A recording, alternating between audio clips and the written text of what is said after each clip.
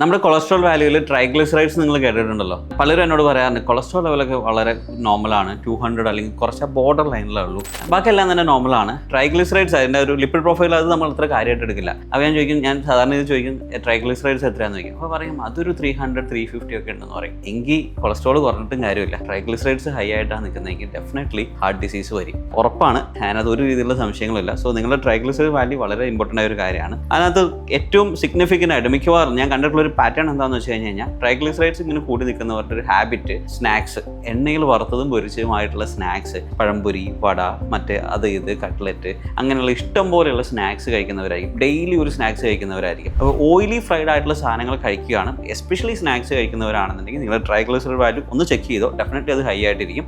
ഏറ്റവും solution medications എടുക്കണം എന്നുള്ളത് ഒരു പോയിന്റ്. പക്ഷേ അതിനുള്ള ഏറ്റവും ഫസ്റ്റ് സൊല്യൂഷൻ നിങ്ങൾ ഫസ്റ്റ് ചെയ്യേണ്ട കാര്യം എന്താണെന്ന് വെച്ച് കഴിഞ്ഞാൽ ഏറ്റവും ഇമ്പോർട്ടൻ്റ് ആയിട്ടുള്ള കാര്യം ആ സ്നാക്സ് കംപ്ലീറ്റ് ആയിട്ട് കട്ട് ചെയ്യുക. ഒരു 60 to 90 days നിങ്ങളത് കംപ്ലീറ്റ് ആയിട്ട് കട്ട് ചെയ്താൽ നിങ്ങളുടെ ട്രൈഗ്ലിസറൈഡ് വാല്യൂ കുറയും. ഡെഫിനറ്റ്ലി നമ്മുടെ ഹൃദയം ആരോഗ്യത്തോടു കൂടിയിരിക്കും. സോ സ്നാക്സ്, ഓയിലി സ്നാക്സ് നിർത്തിക്കോ, ഇല്ലെങ്കിൽ പണി കിട്ടും.